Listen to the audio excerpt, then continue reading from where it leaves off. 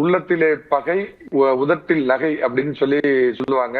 திரு எடப்பாடி பழனிசாமி அழிக்கணும், அதிமுகவை முடிக்கணும் அப்படிங்கிறதுக்காகவே சதுராடினவர் திரு அண்ணாமலை. இத ரொம்ப லேட்டா புரிஞ்சுக்கிட்ட பாஜக தலைமை பாத்தீங்கன்னா, அவரை நீ கொஞ்சம் நவுந்திருப்பா அப்படின்னு சொல்லி அவரை நவுத்தி இன்னைக்கு வேற ஒரு புது தலைவர் கொண்டாந்து இருக்கிறப்ப, திடீர்னு ஒரு நாள் பாத்தீங்கன்னா அப்படியே அன்னியன்ல வர்ற அம்பி மாறி மாறி அண்ணன் எடப்பாடி பழனிசாமி நம்மளாம் முதலமைச்சர் ஆக்கிறதுக்கு இரவும் பகலும் வேலை செய்யணும்னு சொல்லிட்டு, அப்படியே பாத்தீங்கன்னா அடுத்த 2 நாள்ல தேசிய தலைமை என்ன சொல்லுதோ அதை எடுத்துட்டு போறதா சார் ஒரு கட்சியினுடைய நிர்வாகியா முன்னாள் தலைவரா அவர் செய்யக்கூடிய அம்சம். வேற என்ன அதுல செய்வாங்கன்னு எதிர்பார்க்கறீங்க சார்? நான் 2 விஷயத்தை சொல்றேன் சார்.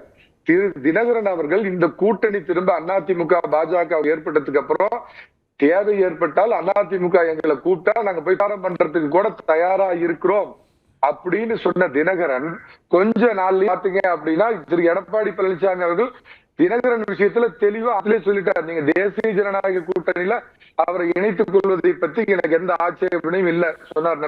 உங்களை மாதிரியே உள்ள தொலைக்காட்சியில ஒரு பேட்டியில ஓபிஎஸ் பத்தி கேட்டார மாதிரி முடியவே முடியாதுங்கிற மாதிரி பதில் சொல்லிட்டு தினகரனை பத்தி அவர் சொன்னது ரொம்ப ஒரு அப்ரோச்சா சொன்னார்.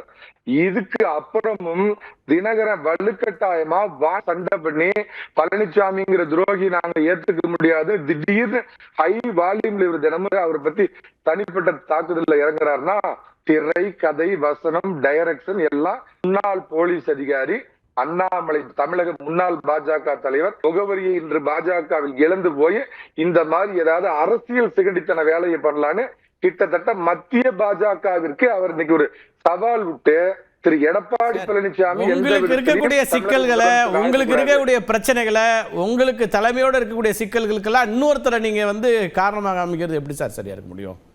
எல்லாரும் சொல்றாங்க. நீங்க சொல்றேன் சார். இல்ல சார், நான் கேக்குறேன் செங்கோட்டையன் அவர்களை, இல்ல சார், செங்கோட்டையன் அவர்களை டெல்லியில யார் சார் சந்திச்சா?